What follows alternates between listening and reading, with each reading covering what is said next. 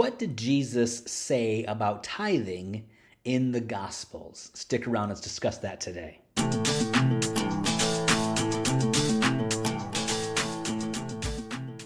Hey, I'm Tim Kaiser. Welcome to the Prophet Dare. If this is your first time visiting, thank you so much for stopping by.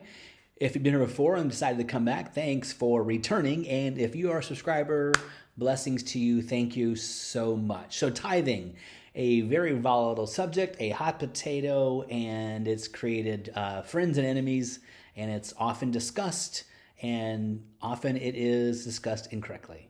So we're going to do our best to dive into it and discuss what Jesus said about tithing. Now, he did talk about tithing a couple times in the Gospels. The Matthew and Luke, the Matthew 23 and Luke 11 ones are similar in context. Luke does add a little more flavor and color to the statements. And then in Luke 18, it's a parable where Jesus talks about tithing. So there's only three instances where he talked about tithing.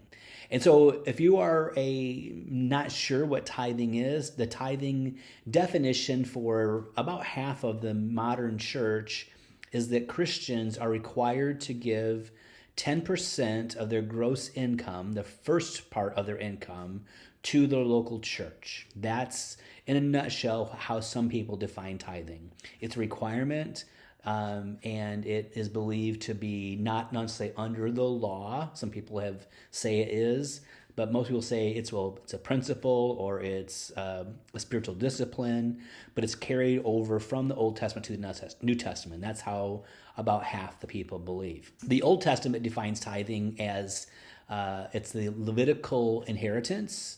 When land inheritance was distributed to the tribes of Israel, the tribe of Levi didn't get a land inheritance. Their inheritance was the tithe, and they were required to serve in the temple, and no one else could serve in the temple. So just someone from Issachar could not serve in the temple. So it was reserved for the Levites, and then the Aaronic priests, who are a subset of the Levites, their inheritance was God himself. So there you go. That's the Old Testament definition of it. Now, in the book of Leviticus, in Leviticus 27, Deuteronomy 14, Deuteronomy 26, Numbers 18, Malachi 3, all discuss tithe being food items. So grains and seeds and fruits and animals, things that can be eaten. And that inheritance for the Levites helped them to be able to serve in the temple during their shifts. That's basically what it is. So Jesus, talking about the tithe. The first time Jesus discusses the tithe is in Matthew 23:23. And he discusses that the whole chapter is what you call a woe chapter. I mean, he's like pronouncing woes on the Pharisees, the Sadducees, the scribes, and the hypocrites. And he's given them the business on things they're doing wrong. In Matthew 23:23, this is what it says. Woe to you, scribes and Pharisees, hypocrites, for you tithe mint and dill and cumin, and have neglected the weightier provisions of the law. Some translations say matters of the law, justice and mercy and faithfulness. But these are the things you should have done without neglecting the others.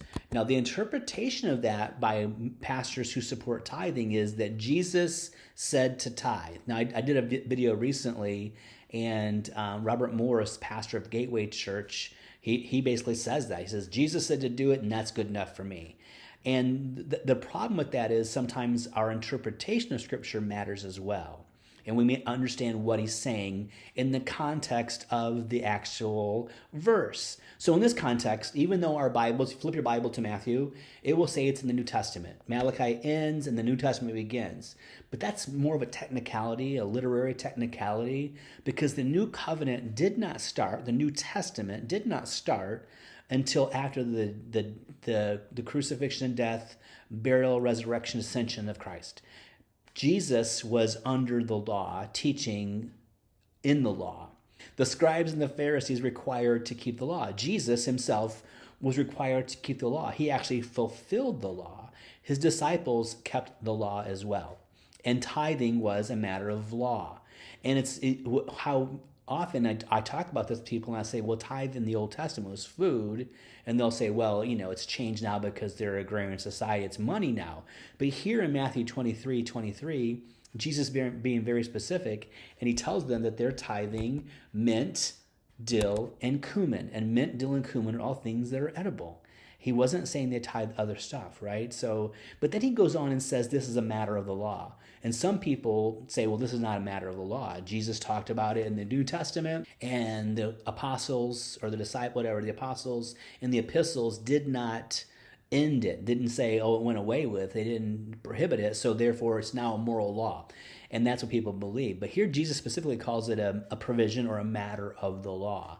And the thing is, what the grasp is here for some pastors is that you must give 10% now, and the tithe actually was 23 1/3%, but they're actually saying you must do this because Jesus said to do this. And what they're missing is the point entirely of the story. Now, the point of the story of the text is that they were doing something microscopic and atomic level of tithing, mint, dill, and cumin. Is that cumin? And they were neglecting more important things. And if you read specifically the prophets, Isaiah, the minor prophets, they really hammer home financial and economic justice. And that's something a lot of Christians they get away, oh my God, we talking about justice, because it's been hijacked by people who aren't really truthful with it. But the Bible is very clear that God has a soft spot for the poor. And he's given us his resources to manage on earth and expects us to do things like he did, like Jesus did. And so it's very important that we're not neglecting the weightier matters of the law or the expectations that Christ has for us. And the big one is financial and economic justice. It's easy to get sidetracked for technicalities and not help people. But this is a big thing that's expected of people in the kingdom, to be generous and to help people.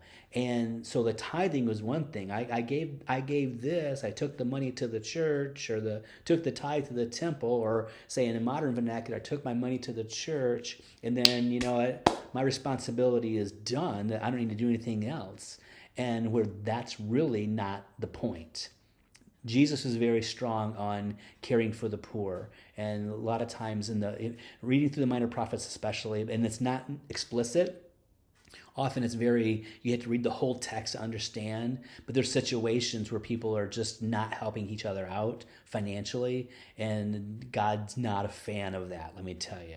So he's saying, yeah, you should have did that tithing and not did the other thing, and that's where people say, well, that settles it for me.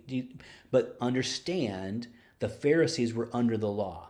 Now let's look at it in a microscopic perspective. So the tithe was food items. So it was like, you would take a cart full of your harvest to the Levites, to the Levitical cities.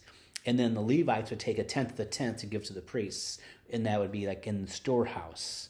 And so these were massive amounts, every 10th animal. So if you had 100 animals, you would count out every 10th, then you would take those 10 animals to the Levites, and that's what they would use. But here you have somebody who is tithing off of like a dent, mill, and cumin, so they're clipping little things off, and they're taking a handful of things to the Levites, which it kind of proves that they're being very microscopically legalistic. It kind of reminds me of people that say, oh my God, I found $20 in my coat pocket, so do I need to tithe off that? Do I need to tithe $2 because that's an increase? Or your kid gets $10 from grandma in a birthday card, and you require them to take $1 to the church because that was part of their increase. Or do I tithe off my tax return? Do I still, this kind of stuff it proves we're being very legalistic in reference to this. Because I would say if you had a harvest of 1,000 bushels of wheat in the Old Testament, it's easy to count it out, right? But maybe not. 10 animals, it's easy to count one, but it can get complicated, right? So the heart of it and the spirit of it's different than what these Pharisees were practicing, and Jesus called them out on it. Now, Luke actually did something as well with this, and he, in Luke 11, he talked about the same thing. So, you have Matthew, Mark, and Luke, the Synoptic Gospels. Often they have very similar stories with a slight difference, which proves that if you had exact if you had exact alignment and perfect stories, that's collusion, right? That's just not going to happen. So here in Luke 11:42, and this is pretty much the same as Matthew 23:23. But woe to you, Pharisees, for you pay tithes of mint, rue, and every kind of garden herb, and yet you ignore justice and the love of God. But these are the things you should have done without neglecting the others. Again, the same kind of concept that you're doing these things and you should do both. But again, we're talking about people who lived under the law. And so technically, should have they done it? So if you go to somebody, say it's because a lot of the rabbis would make laws up, like when they says you shouldn't work on the Sabbath, they began putting rules on top of that, like what it constitutes work.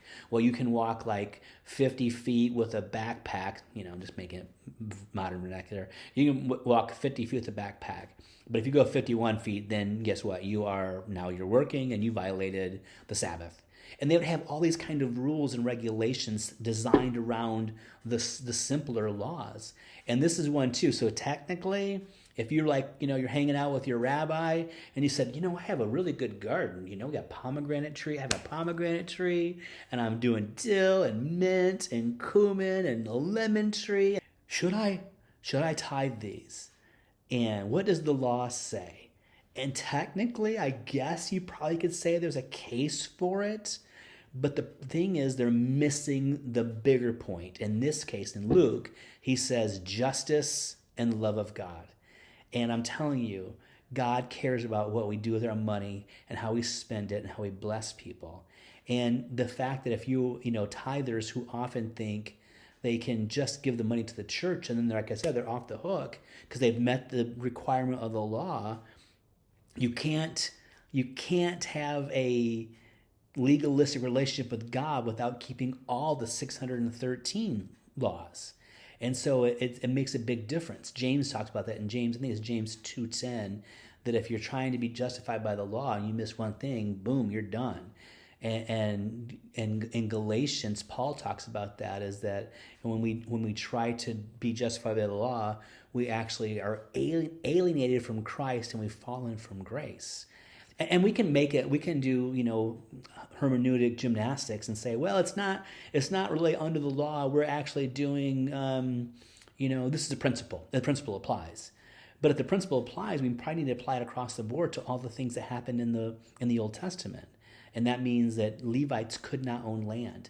And, people couldn't serve in the temple unless they were part of the tribe of Levite. We can't just make up things so they fit our narrative of how we think we should do. We have to get into the text, read the text, and understand, interpret the text, and then live by the text. So, and then we have the third time that Jesus talked about the tithe was in a parable. And this one also was in Luke 18 as well, or in chapter 18. And this was the parable of the Pharisee and the tax collector.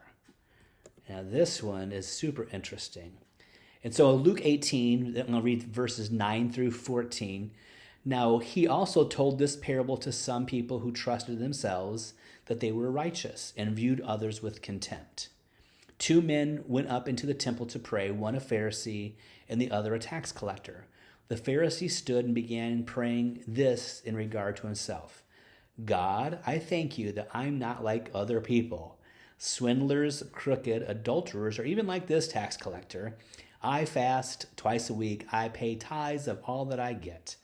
But the tax collector, standing some distance away, was even unwilling to raise his eyes toward heaven, but was beating his chest, saying, God, be merciful to me, the sinner. I tell you, this man went to his house justified rather than the other one. For everyone who exalts himself will be humbled, but the one who humbles himself will be exalted. So this is another example where people kind of shy away from this as a proof text that Jesus demanded tithing, but it bears repeating what he talked about this. So a lot of times in the parables, we can get, by the time the first verse and the end verse, we can kind of get lost in all the details. But this parable was basically about self-justification and self-righteousness. And Jesus, talked about these 2 guys Again, this is a parable. This is made up stuff. This is a made up story, fictional, but it's to prove a singular point. And here, the Pharisee is very works based. He's saying, I'm not like these people. I'm praying, I'm fasting twice a week, and I tithe of everything that I get. And the other guy is like, have mercy on me. I'm the sinner. I love the way the NASB says that, I'm the sinner. And so he basically says this. And so a lot of times Christians, when they talk about tithing, they make tithing to be the singular most important thing in their idea. I did another video recently where a guy is talking about someone being in trouble, and he said, "Are you a tither?" Like that magically fixes all the issues. And I've heard this said before, because in Malachi 3, the tithers they believe they have a uninhibited heaven, that blessing just comes out. No, it's the blessing so much it can't contain it. They have all these good things happen to them because they tithe. It's a very transactional, God, you owe me type behavior. Ma solo ricordatevi che vi feci un piacere. I know of a church, and this is sadly, that they require, someone came to them asking for help financially, and they asked, "Are you a tither?" And they're like, "No." Meaning, you give 10% of your gross income to the local church on everything, on your increase. And they're like, "No, we don't." And they like, "I'm sorry, we don't help people who don't tithe." And the irony of all this is they also teach that if you tithe, you'll have so much blessing you can't contain it. So in this manner, that they would never help anybody, because in their views, tithers never have financial issues. And the other view is you need help because you don't tithe. It's a very circular, a sad argument that has zero foundation biblically. But that's what happens a lot of times. They think tithing fixes every problem. And it's a very slippery slope, conditional issue where we pick one requirement of the law we had to do. It's kind of like, and when a long time ago, I taught this. I taught tithing as a pastor for a long time, and I believed in it. And then I started, doing some research and hearing some different contrary opinions. And I had that thought one day. I'm like, if someone tithes, they give 10% of their income to the local church, but they're doing other stuff that's contrary to the kingdom, is God still required to, quote unquote, bless them financially? Or is it an all or nothing thing? And it is all or nothing. If you're trying to be justified by the law, read Deuteronomy 28. I think it's like 50 something verses, and the first 13 are blessings and the rest are curses if you don't perfectly keep the law. And we can't perfectly keep the law. Only Jesus did. We're saved by grace through faith, right? It's a gift. And we simply accept it, submit our lives to him, commit to him, and walk with him and repent, right? And then take 1 John 1:9 and ask for forgiveness as we do things that are contrary to the word, which is going to happen. We're still humans living in a sin-cursed planet. This guy, the guy that was the tither, did not walk away justified, but the sinner did. Because here, in this case, pride and arrogance nullifies stuff. So as he had confidence in what he was doing, he had confidence in praying, and confidence in fasting, and confidence in tithing. But what we have to have confidence in is the blood of Christ and the person of Jesus Christ in our Bible, and understanding that we really can't make it on our own. We need him, and without him, we're nothing. He increases and we decrease, right? So they're the 3 times that Jesus discussed tithing. 2 similar, Luke and Matthew similarly, and then in the parable. But in the process, he never really affirmed tithing for the new covenant. If you go into Hebrews 7 and 8, it basically says the old covenant is obsolete and going away. And it's kind of like a going away. It's like heading to go away. And I believe that's a nod to the sacking of Jerusalem in AD 70, when the Romans came in and basically just destroyed the whole Jewish faith system. They destroyed the temple, and you no longer had a Levite group, never had an Aaronic group, and you had no place to bring your tithe anymore. And so I believe that was saying, now you have a better way. Now, what is the better way? I think some people believe in the church that if a minimum expectation of giving is not set, people won't give. And there may be some truth to that. We all deal with certain things in our lives, greed being one of them. And it's very important that greed and idolatry, financial idolatry, be crucified on a daily basis in our lives. That is something we walk out with God, but we're not required any longer to give. And we can't, because we're conflating two ideas here. One being giving food to the Levites. Other, all of a sudden, food becomes money, and money becomes the pastor becomes the Levite, and the storehouse becomes the church. The abracadabra doesn't work. That's not strong biblical interpretation. Abracadabra. But what is the better way? Even in 2 Corinthians 8 and 9, when Paul's talking to the church there in Corinth and using the Macedonians as an example of giving, even that giving was designed to go to the saints in Jerusalem. That wasn't really a New Testament church offering for the church in Corinth. They were raising funds for the people in Jerusalem. And so the Philippians have some talk about that. There are scriptures to say that the worker is worthy of his wage, that we should support pastors and elders, that's a legitimate thing. But there really isn't a whole lot of biblical reference on how to provide money to a local church. I would imagine people like Peter and James and John and Paul, they would probably not understand what we're doing in the church, because I would think our budgets in most churches are ridiculously inflated, and a lot of it's a job, and this can sound really critical, I know, a job creating situation where you have so many people on staff, and I'm not sure how much that really is necessary. There's not really any reference biblically, even in the epistles, on how to raise money for churches, because the way our church is now is a new thing. It's not like that. The early church, they didn't have it. They met in houses. They probably had some buildings in some places. And I'm not saying that our way is wrong, that we should do it like they did in the book of Acts, chapter 1 and 2. I'm just saying we're kind of in uncharted waters here. And so, but I do believe the idea that we should give grace giving, 2 Corinthians 8 and 9, it's better to give than to receive, what Jesus said in the book of Acts. Those things matter. And I do believe that we should, like Jesus, make ourselves poor in a relative sense to fund the work of the gospel. Now, where the rubber meets the road here, and where it gets a little bit complicated, is I don't think a lot of churches are actually doing that. They're holding church services regularly on Sunday mornings and maybe on a midweek Bible study. And they might have special events once in a while for Christmas and Easter, things of that nature.